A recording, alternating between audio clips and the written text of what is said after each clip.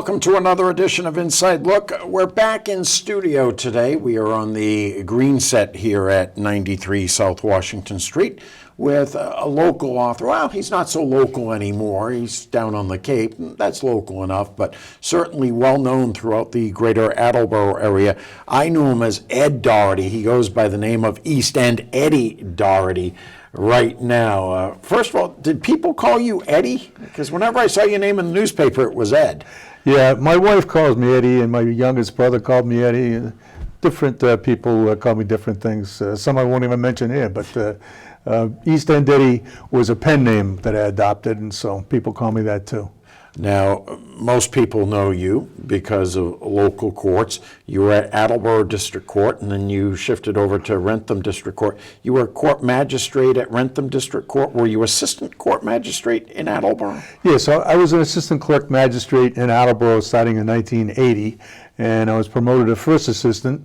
And then Governor Cellucci appointed me clerk magistrate of the Wrentham District Court in 1998. So I spent 18 years in both courts, in each court I should say, so it's pretty much divided. And I grew up in Attleboro, so I became an assistant clerk magistrate in the Attleboro Court when I was 25 years old. And that was a good experience, and that that was how I got to know so many people in North Attleboro. My wife, Jada, was from North Attleboro, but North Attleboro was in my geographic jurisdiction at the time, so it was interesting times. Now, for people who have been fortunate enough to avoid going to court, what exactly does a magistrate do?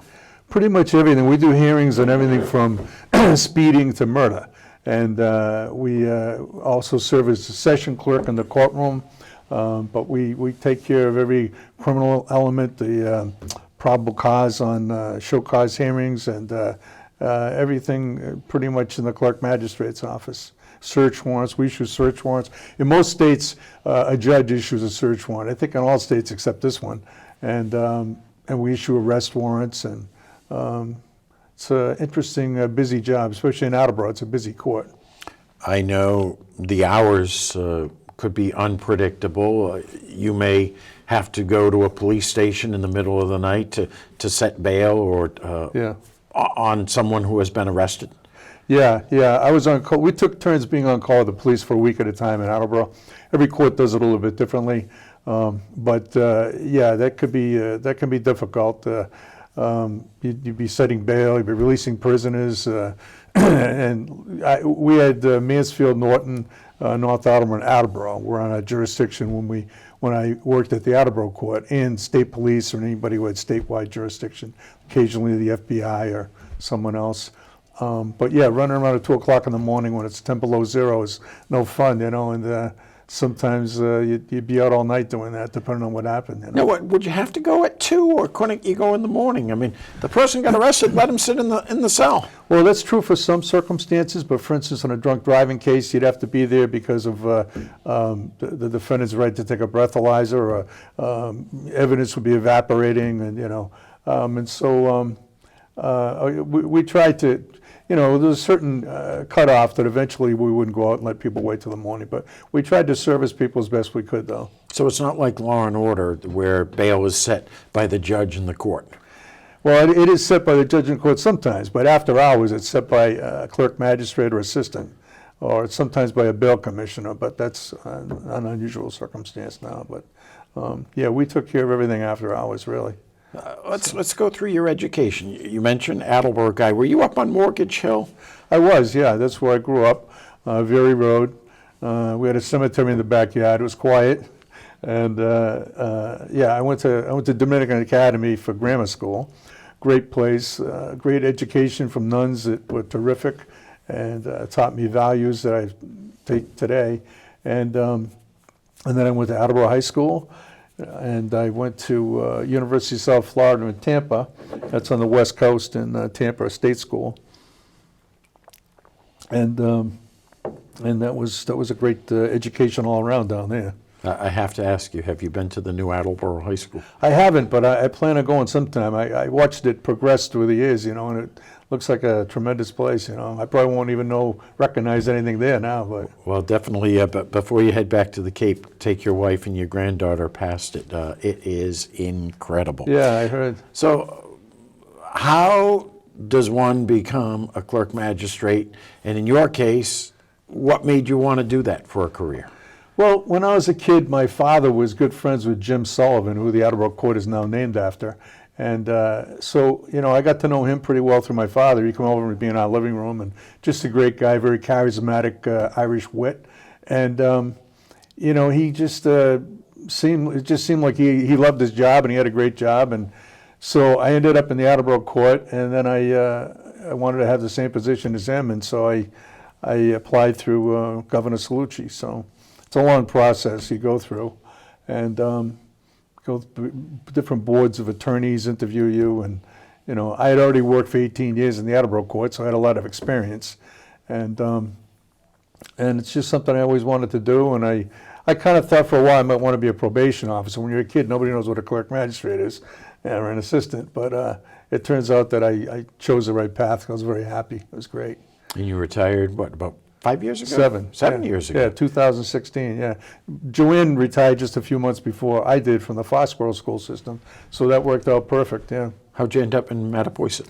Well, when I was a little kid, my grandfather was a Taunton police detective, great guy, and he taught me a lot. He was a graduate of the 3rd grade, one of the smartest guys I've ever known. Depression-era mentality, very cautious. And he had a place, he was in the Taunton police, but he had a place in Mattapoisett, a summer home.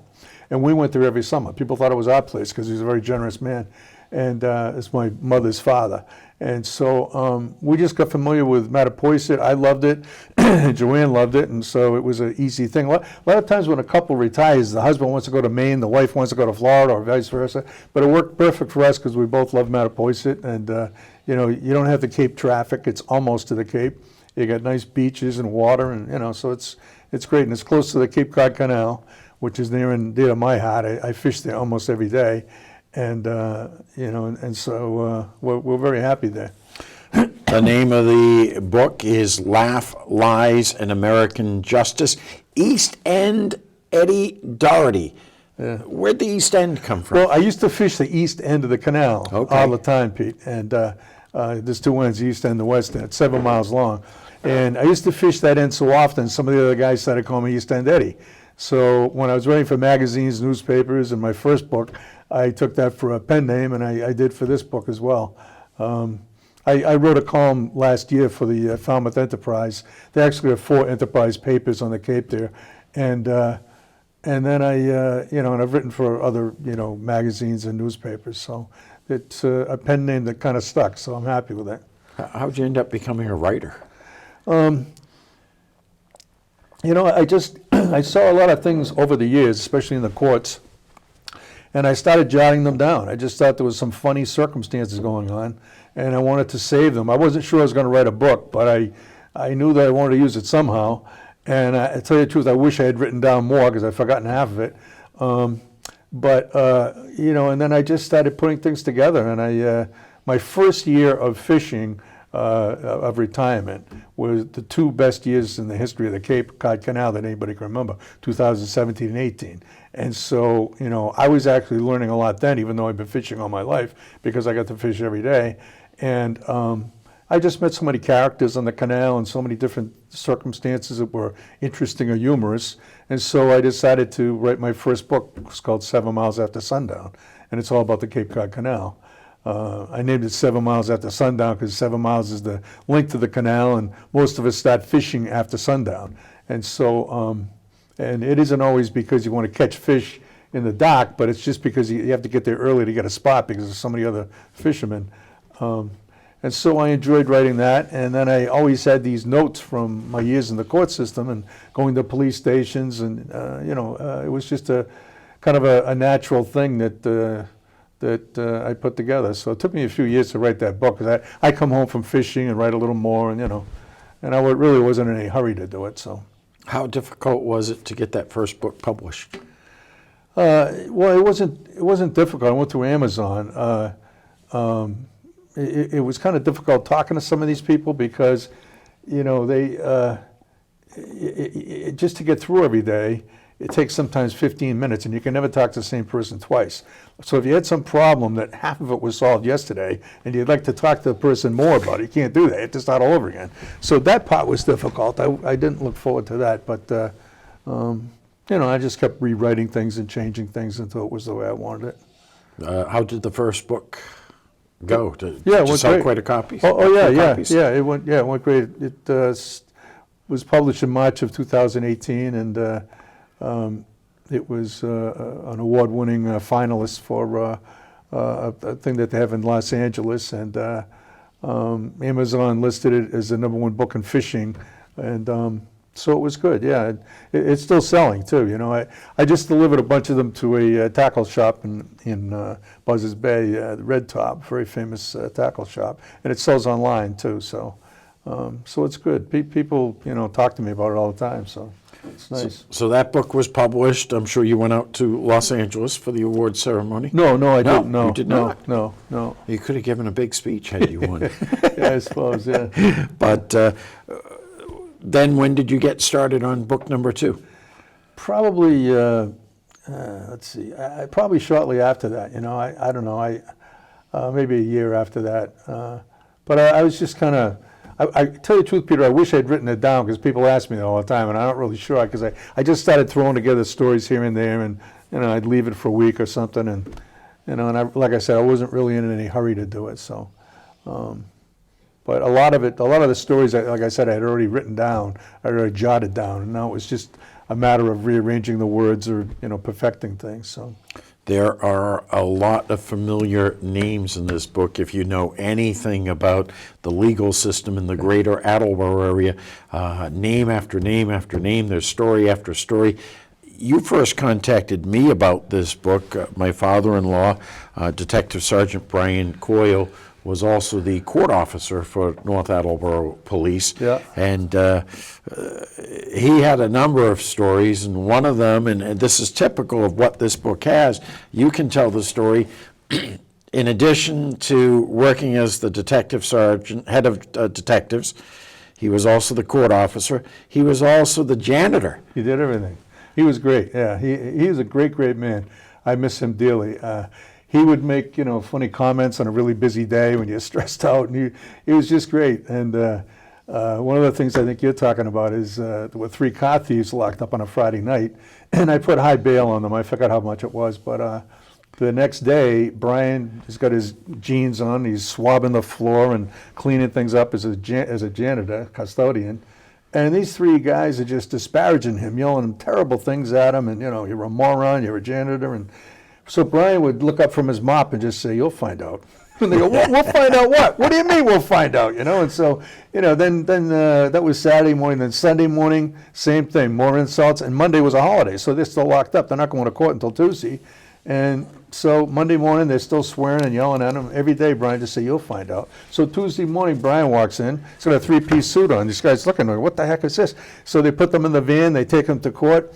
I'm the session clerk. I called the 3 of them, and they're arraigned for being a car thief. I had to not guilty pleas for them. And then Brian stands up, and he says, "Your Honor, the Commonwealth's requesting bail." One of them looks at the other, and he says, "That's the same guy." They almost had a coronary right there, you know. The guy who they had been so rude to for 3 days was the guy now in charge of determining if their bail should be set, you know. So it was kind of sweet justice, instant justice. But North Attleboro has a great police department. We lived in North Attleboro, and you know, the whole town government is terrific, really. You know, legends like Betty Poria, Marie Klarner, Rene Rougeau, Joanne Cathcart. Rene Rougeau and I served on a committee in North Attleboro. We were appointed by the Board of Selectmen. Rights Commission, Human Rights Commission. And the vice chair of that committee actually was Rick Lico, who also testified on my behalf before the Governor's Council, great guy. But Rene Rougeau was a funny person, you know. I mean, this is a serious topic you're dealing with human rights, but she would crack us up. One time someone said something about some product that was user-friendly. And Renee immediately said, I've been used before, and there was nothing friendly about it. And she was just like that, she would crack you up about things like that. And then you had legendary chiefs like, Rick McQuaid and John Riley and Chief Coyle and Mike Mike Gould and fire chiefs like Chief Coleman, who when he was younger helped save my youngest daughter from a terrible accident on Kelly Boulevard. And it's just a great town with people who are dedicated to public service and police officers like two guys that are retired now, Mike Elliott, who rescued me in the police department one time when I turned around with a maniac behind me, and Dan Arrighi, who kept the streets safe for my family and all families for so many years by taking a proactive stance against drunk driving.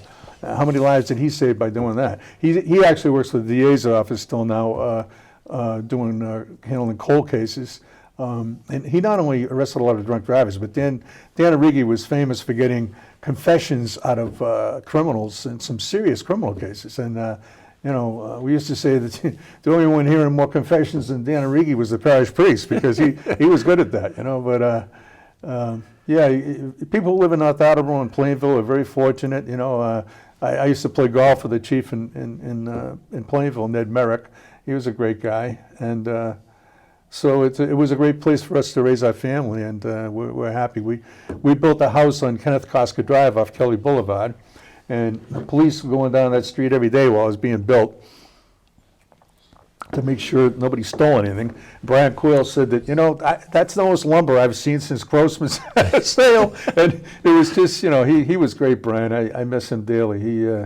He had some funny things to say about everything, We had three guys from Poland got arrested one time, broken English, and they got arrested for skinny dipping in Falls Pond. So Brian calls me and says, Eddie, we got the Polish swim team down here, and they're ready to go.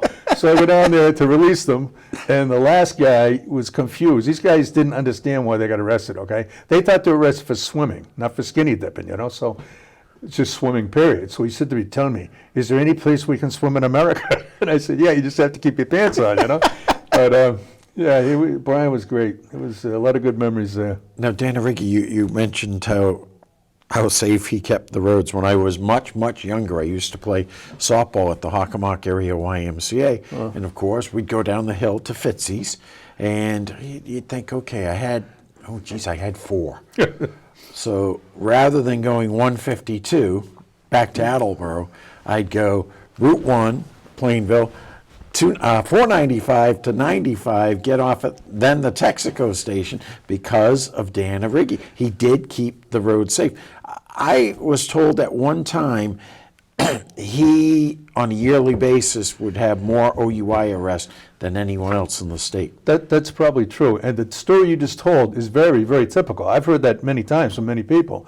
And that's one of the reasons just to have people, take another route was a public safety message in itself. But there was a guy who told me that story. He got arrested by the Mansfield PD for drunk driving, and I went to release him. I forgot where he was from, but he was taking this circuitous route around North Attleboro. And he says, I was trying to avoid Arrighi, and the Mansfield PD still got me, But that's a very common story, Peter. It really is. And you must have loved going into the office of the late and former police chief, Jack Coyle. Irish guy yourself. I think everything in his office but the desk was green, right? Yeah. He had dual citizenship to America and Ireland. Yeah, he was an interesting guy. Hard-working guy. He got up. I think he got to the police station like 3 a.m. or something. He was washing cars and shining boots, and he was. First time I met him, I was 25 and I had a mustache. And it was like he was looking at me like, who's this guy, But anyway, but he was great. He gave me the Irish blessing one time, and just a very nice man. Yeah. From when you first started to when you called it a career, retired, had law enforcement changed at all? Well, I think it changed mostly after I retired, when unfortunately some police officers were caught doing bad things on camera, which is a real shame because 99% of police officers get up every day to try to do a good, honorable job.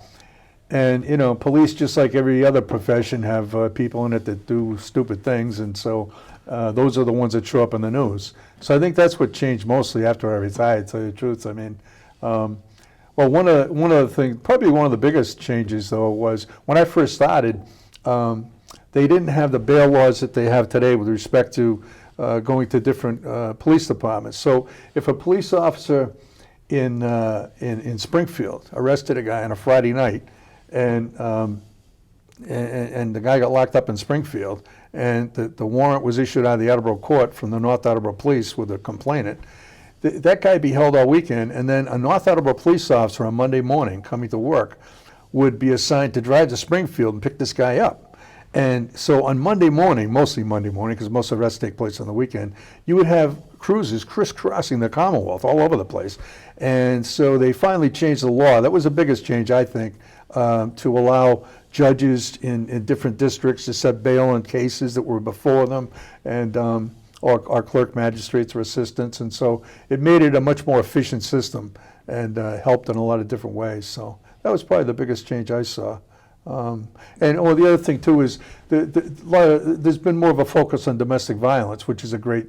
I mean, it's a terrible problem. Domestic violence is a plague on our society, and so they've refined the laws. The restraining orders when I first started in 1980 really weren't equipped with everything that's on there today, and so. And there's much more coordination now between the probate court and the district court. Most people come into the district court, most women who need a restraining, I say women, most victims are women, and they might be getting a divorce, and so the coordination works much better now with the probate court, where the custody and all those kind of things happen. So that's probably one of the most important things. I was disgusted, Peter, every day almost to see these battered women. I mean, it was Brian Coyle who actually, I think, coined the phrase, the raccoon effect, because when a woman gets punched, or when anybody gets punched in the eye, it forms, the blood vessels break in a circular way that looks like, it almost looks artificial. It's like a perfect circle, and it looks like a raccoon. And so I think Brian said that to me today, said that to me one day. And it's terrible. It's repulsive. A poor woman getting beaten by a coward like that. And so I'm actually going to donate a portion of the proceeds from the sale of the book to Jane Doe, which is a domestic violence prevention organization. They're a really dedicated group of people who help tremendously. So things have gotten better in that respect, better for victims. And this thing that the Secretary of State has, too, is really great. You can give your address to him, and any mail goes to him. And that way, a bad guy looking for revenge has trouble finding the woman, if she's applying for a job or something, benefits or something like that. And so that's a big positive as well. I know one of the changes, too, is that if a wife or a girlfriend calls the police, the boyfriend, husband, is arrested, and then the wife the next day fears she can't say, oh, I dropped the charge, it didn't happen. They still go to court now, right? Yeah, it depends on the evidence and what the officer has seen. Sometimes they can't, sometimes they can. But that's one of the problems with domestic violence. There's so many different factors driving the woman back into the arms of her assailant. The kids are screaming for daddy, they're hungry, she's given up her career, she doesn't have any money, the in-laws all think he's a great guy because he's only sober when they see him. There's a lot of things a lot of pressure on her to go back, and that sometimes exacerbates the situation, makes it worse, so that's too bad. I have just started reading this book. The last book I read was by another Doherty, Brendan Doherty. Oh, yeah, a classmate of mine, 1977 at Bishop Feion High School. That's right. So you have two books out. He only has one. Is he going to start a second one now? I don't know. Yeah, his book was all about the mafia. That was an interesting book. He spent a good deal of his career combating La Cosa Nostra, so there's some interesting things in there. Grundy's Gym. Grundy's Gym, yeah. Peter Grundy, he's a great guy. Yeah, Peter's a tough guy too. He's an interesting guy. And of course, you lost your brother Chris at a very young age. Yeah, it's a few years ago. Chris had the 19th hole tavern with his friend David Cronin, who we went to school with since kindergarten, And, whose brother is now a judge. That's right, yeah, great judge, yeah, in the probate court, yeah, nice man, and a good lawyer and a good judge. Used to come in sometimes.